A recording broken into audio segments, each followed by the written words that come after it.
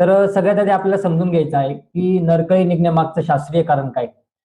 का आपल्याला आपल्याला या डाळिंबागेमध्ये नरकळीचं प्रमाण हे मोठ्या प्रमाणात निघालेलं आहे, तर ते सगळ्यात आधी आपल्याला समजून घ्यायचं आहे. मागे जे स्टोरेज अवस्थेमध्ये आपले लाईव्ह झालेले होते, त्या वेळेसच मी प्रत्येक डाळिंब उत्पादक शेतकऱ्याला सांगितलेलं होतं की यावर्षी आपल्याला थंडी ही मोठ्या प्रमाणात जाणवणार आहे आणि त्या थंडीचा परिणाम कुठेतरी आपल्या डाळिंब बागांवरती स्टोरेज अवस्थेमध्ये किंवा ताणावस्थेमध्ये आपल्याला जाणवणार आहे. त्यामुळे शक्यतो आपल्याला इथ्रेल फवारणी करत असताना किंवा पानगळ करत असताना किंवा पहिलं पाणी देत असताना आपल्याला थोडंसं लेट आपल्याला जायचं आहे. साधारणतः 15 जानेवारी नंतर आपल्याला किंवा 15 जानेवारी पर्यंत आपल्याला आपल्या डाळिंब बागेमध्ये पहिलं पाणी देण्यासाठी किंवा इथ्रेल फवारणीसाठी आपल्याला जायचं आहे. ज्या ज्या डाळिंब उत्पादक शेतकऱ्यांनी ते ऐकलं, त्यांच्या डाळिंब बागा या सध्याच्या परिस्थितीमध्ये चांगल्या आहेत. आता कुठेतरी चांगली गुंज निघते, कळी निघते आणि बऱ्यापैकी मादी कळी अशा डाळिंब बागांमध्ये दिसते. परंतु ज्या ज्या डाळिंब उत्पादक शेतकऱ्यांनी डिसेंबर महिन्यामध्ये इथ्रेल फवारणी केलेली असेल, पहिलं पाणी दिलेलं असेल किंवा जानेवारीच्या सुरुवातीच्या पहिल्या आठवड्यामध्येच पहिलं पाणी किंवा इथ्रेल फवारणी केलेली असेल, तर अशा डाळिंब बागांमध्ये आपल्याला जास्तीत जास्त नरकळी निघाल्याचं प्रमाण हे आपल्याला मोठ्या प्रमाणात जाणवत आहे. तर हे असं का आपल्याला यावर्षी असा प्रॉब्लेम का आलेला आहे, त्यामागचं सगळ्यात महत्वाचं कारण आहे ते म्हणजे जास्त थंडी. त्यानंतर झाडामध्ये जे काही आपल्याला स्टोरेज होणं अपेक्षित होतं, तर ते स्टोरेज पाहिजे तितकं स्टोरेज आपल्या झाडामध्ये झालेलं नाही.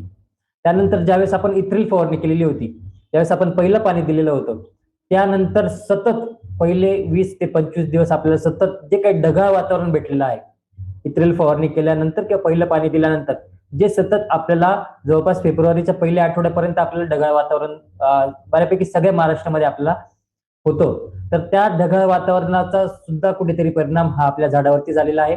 झाडामध्ये जे फोटोसिंथेसिस प्रकाश संश्लेषण क्रिया होणं अपेक्षित होतं, तर ती प्रकाश संश्लेषण क्रिया सुद्धा कुठेतरी कमी प्रमाणात झालेली आपल्याला दिसते आणि त्याचा परिणाम हा आपल्याला सुरुवातीला जे अर्ली आंबे बहारामध्ये गेलेले, ज्यांनी डिसेंबरमध्ये इथ्रेल फवारणी केलेली आहे, पहिलं पाणी दिलेलं आहे किंवा जानेवारीच्या पहिल्या आठवड्याच्या दरम्यान कुठेतरी पहिलं पाणी इथ्रेल फवारणी केलेली आहे, तर अशा बागांमध्ये आपल्याला सध्याच्या परिस्थितीमध्ये जवळपास 90-95% नरकळीचं प्रमाण हे आपल्याला जाणवत आहे. मी नेहमी सांगत असतो, आपल्याला फक्त औषधांवर अवलंबून राहायचं नाही. जे आपण शेड्यूल दिलेलं होतं, ज्या ज्या प्लॉट हे लेट आहेत, तर त्या प्लॉटांमध्ये कुठेतरी आपल्याला चांगले रिझल्ट त्याचे दिसत आहेत. परंतु जे काही क्लायमेटिक कंडिशन आपल्याला आपल्या डाळिंब बागेमध्ये झालेल्या होत्या, त्यामुळे कुठेतरी आपल्याला या डाळिंब बागांमध्ये 90 ते 95% सुद्धा आपल्याला नरकळी ही निघालेली मोठ्या प्रमाणात दिसते. तर हे झालं पहिलं कारण, तर ते म्हणजे आपल्या डाळिंब बागेमध्ये झालेल्या क्लायमेटिक कंडिशन. सुरुवातीच्या अवस्थेमध्ये असलेला कमी सूर्यप्रकाश जेणेकरून स्टोरेज झालेलं होतं. त्यानंतर जास्त थंडी, ज्या थंडीमध्ये आपण पहिलं पाणी किंवा इथ्रेल फवारणी केलेली होती आणि इथ्रेल फवारणी आणि पहिलं पाणी दिल्यानंतर जो सतत पहिले 20 ते 25 दिवस आपल्याला ढगाळ वातावरण लागलेलं होतं, त्या ढगाळ वातावरणाचा परिणाम हा कुठेतरी आपल्या झाडावरती झालेला दिसतोय. त्याचा रिझल्ट, त्याचा परिणाम म्हणून आपल्याला आता मोठ्या प्रमाणात नरकळी ही आपल्या डाळिंब झाडावरती निघालेली आपल्याला दिसते.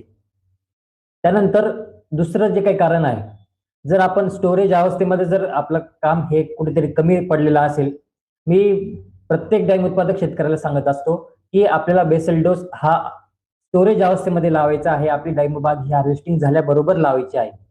यावर्षी बऱ्यापैकी डाळिंब बागा हार्वेस्टिंग झाल्यानंतर आपल्याला मोठ्या प्रमाणात पावसामध्ये आपली डाळिंब बागी सापडलेली होती. परंतु जसाही पाऊस उघडलेला होता, तर तसा आपल्याला बेसल डोस हा लावून घ्यायचा होता. ज्या ज्या डाळिंब उत्पादक शेतकऱ्यांनी इथ्रेल फवारणीच्या वेळेस आपल्याला आपल्या डाळिंब बागेला बेसल डोस हा लावलेला असेल, इथ्रेल फवारणी करण्याच्या वेळेस किंवा पहिलं पाणी देण्याच्या वेळेस जर खड्डे घेतलेले असतील, मुळ्या तोडलेल्या असतील आणि त्यावेळेस जर बेसल डोस लावलेला असेल, तर अशा डाळिंब बागांमध्ये सुद्धा आपल्याला नरकळीचं प्रमाण हे मोठ्या प्रमाणात बघायला आपल्याला मिळते. ज्या ज्या डाळिंब उत्पादक शेतकऱ्यांनी सुरुवातीच्या अवस्थेमध्ये स्टोरेज अवस्थेमध्ये बेसल डोस हा आपल्या डाळिंब बागेला लावलेला होता, तर त्या डाळिंब बागांमध्ये आपल्याला कुठेतरी मादी कळीचं प्रमाण हे चांगल्या पद्धतीने दिसतं आहे. जवळपास 70-30 प्रमाण आहे. 70% मादी कळी आहे, 30% कुठेतरी नर दिसते. पण या बागांच्या तुलनेत मादी कळीचं प्रमाण हे आपल्याला चांगल्या पद्धतीने आपल्याला दिसतंय. त्यामुळे मी नेहमी सांगतोय की आपल्याला फक्त औषधावर अवलंबून नाही राहायचंय, फक्त औषधं बदलून आपल्याला चालणार नाहीये. आपल्याला आपल्या कामांच्या पद्धती सुद्धा बदलायच्या आहेत. जसे आपले युट्यूबचे लाईव्ह हे सुरू झालेले आहे, तसे मी प्रत्येक लाईव्ह मध्ये सांगतोय आपल्याला आपल्या कामांच्या पद्धती बदलायच्या आहेत.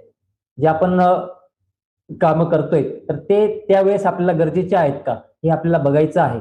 त्यानुसार आपल्याला कामांचं नियोजन हे आपल्याला ठरवायचं आहे. तर त्यामुळे ज्या डाळिंब उत्पादक शेतकऱ्यांनी इत्रेल फवारणीच्या वेळेस पहिलं पाणी देण्याच्या वेळेस बेसल डोस हा लावलेला आहे तर त्या बागांमध्ये सुद्धा आपल्याला नरकळीचं प्रमाण हे मोठ्या प्रमाणात आपल्याला दिसतंय. त्यानंतर माझ्या अनुभवानुसार इत्रेल फवारणी करतेवेळी ज्या डाळिंब उत्पादक शेतकऱ्यांनी प्रोफेनोफॉसचा वापर केलेला आहे, ज्या डाळिंब उत्पादक शेतकऱ्यांनी पानगळ करण्यासाठी प्रोफेनोफॉसचा वापर केलेला आहे, हा मी माझा स्वतःचा वैयक्तिक अनुभव सांगतोय जो की मी मागच्या वर्षापासून डाळिंब बागांमध्ये अनुभवतोय. ज्या ठिकाणी प्रोफेनोफॉसचा वापर हा अति होतोय, जास्त होतोय, तर त्या डाळिंब बागांमध्ये सुद्धा आपल्याला सुरुवातीच्या अवस्थेमध्ये नरकळीचं प्रमाण हे मोठ्या प्रमाणात आपल्याला जाणवते. त्यामुळे सगळ्या या गोष्टी आपल्याला लक्षात घ्यायच्या आहे. एक सगळ्यात महत्वाचं जे काही कारण आहे ते म्हणजे आपल्याला क्लायमॅटिक कंडिशन्स म्हणजे वातावरणाची परिस्थिती. जास्त थंडी, सतत पानगळ केल्यानंतर सतत लागलेलं ढगाळ वातावरण, त्यानंतर कमी असलेला सूर्यप्रकाश, काडीमध्ये कमी असलेलं स्टोरेज, या सगळ्या गोष्टींचा विचार करून आपल्याला आपल्या डाळिंब बागेचं पुढचं नियोजन हे आपल्याला ठरवायचं आहे.